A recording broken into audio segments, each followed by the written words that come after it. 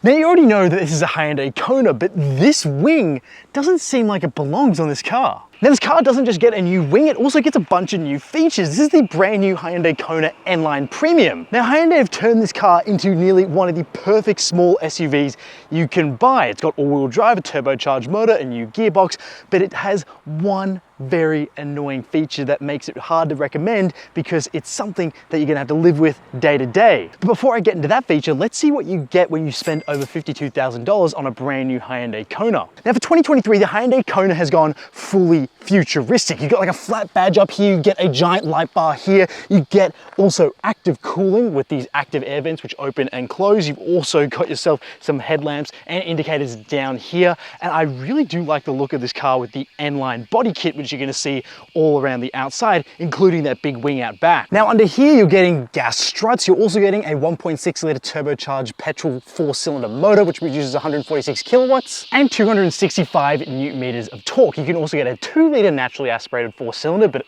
I wouldn't get that. You can also go and get yourself a hybrid motor, or you can go fully electric with the Kona Electric, but this is going to be the most powerful engine option you can get. Now this is paired up to a brand new 8-speed automatic. There's no more dual clutch, so it should drive a lot smoother. We'll see about that in a second. And it's also connected to a on-demand all-wheel drive system. Now you're getting 19-inch wheels with this N-Line pack, which have the N logo there in the middle. You're also getting an N-Line badge up here, and I really like these boxy arches which are flared out. You get lots of creases here in the metalwork, black mirror caps with cameras on the side because this does have blind spot cameras, so when you go to indicate, you'll get a camera view of the side of your car in your gauge cluster. You've also got keyless entry and locking thanks to this button here, and you've also got some roof rails up here, and you can opt for a sunroof as well. And then of course back here you have your giant wing, which is actually very solid here at the rear, which might provide just a tiny bit more stability at high speeds here at the back, but I doubt any Kona N-Line owners will be able to drive this fast enough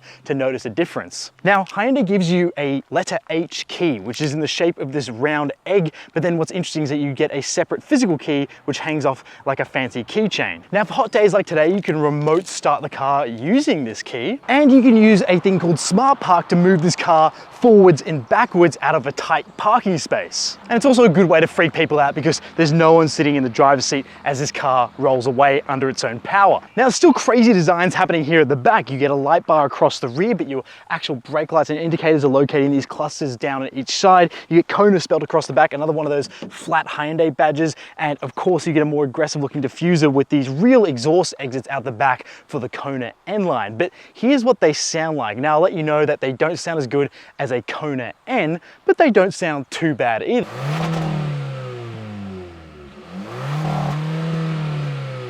Now the back of the Kona is actually not too bad of a space anymore. There's more boot space back here. You get a total of 1,241 litres when you fold the seats down in a 60-40 split. Something else I noticed here on the diffuser, there's a fake rain light because this is meant to be a more sporty car. And of course, more sporty cars have rain lights, but Hyundai's not going to give you a real one, so they've molded it into the plastic here. Just thought you should know about that. Now Hyundai gives you a cargo net. If you get this premium model, you're also getting a floor mat, and underneath the boot floor, you're still getting a spare tire.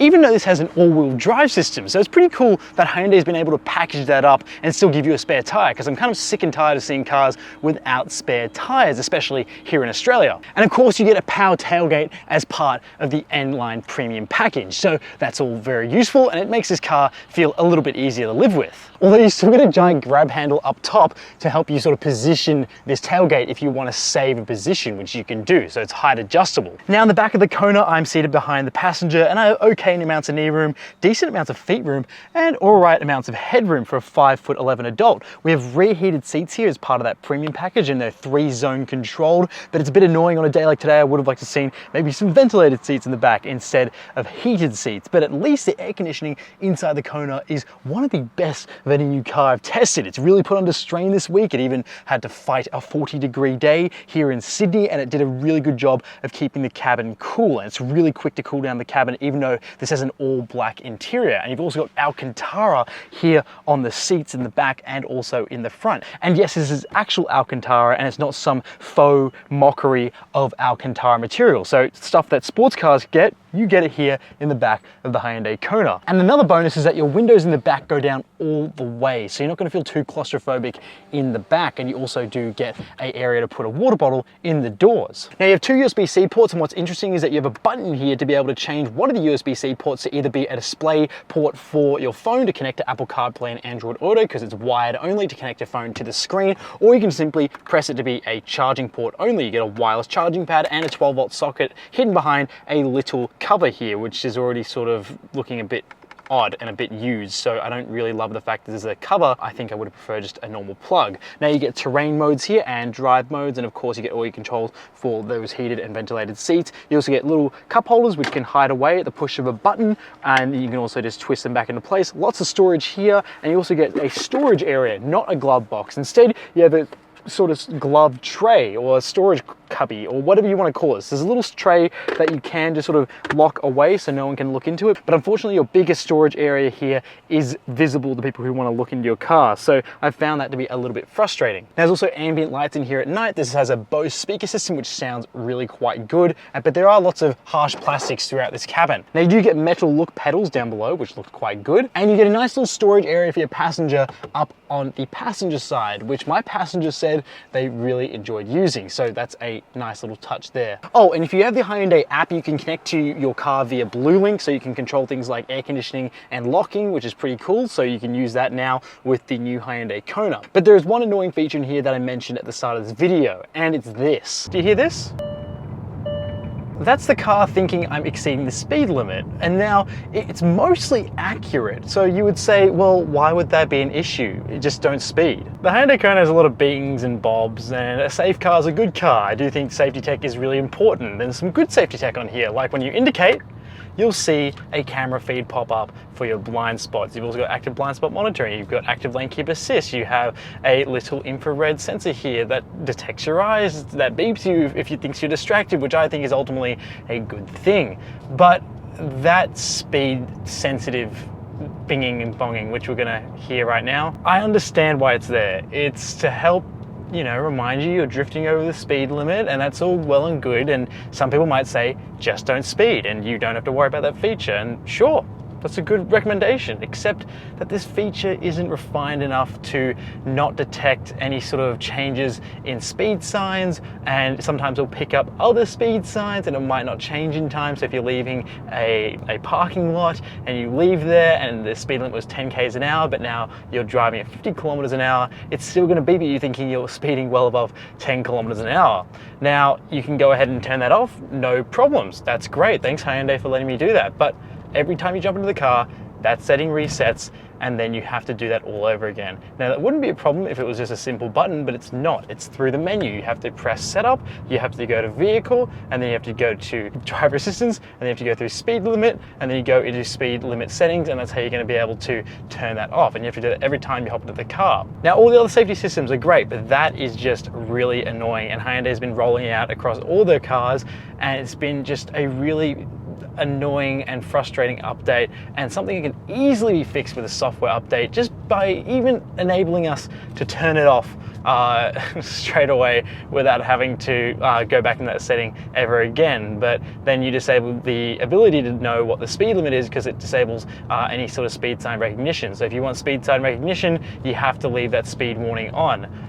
Yeah, just something that it's a small thing, but it does make a big difference in living with this car because you don't have to do that in any other cars, and Hyundai really just makes it difficult to live with. And that's part of the reason why I wouldn't be rushing to recommend this car to everyone, because that is something that I'd say, hey, just so you know, when you live with this car, that's a feature you're gonna have to turn off most of the time. Now, the all-wheel drive system in this car is pretty good. I feel nice and grippy, but it's not a permanent all-wheel drive system. But what you do get is a multi-link rear suspension setup and not a torsion beam like you'll find on the front wheel drive models, which just means this thing's going to feel more settled at high speeds through corners and just feels like a more just solid feeling car, and it doesn't feel as playful because a torsion beam does feel quite playful when you go through corners. Now, I really love the sound insulation here. In this premium setup, we also get some acoustic glass as well, so on the front windshield, so it's a bit quieter in here. That engine is hardly making a racket at all, and this is just a very quiet cabin. Even riding on these 19-inch wheels, I feel very comfortable. I really love the ride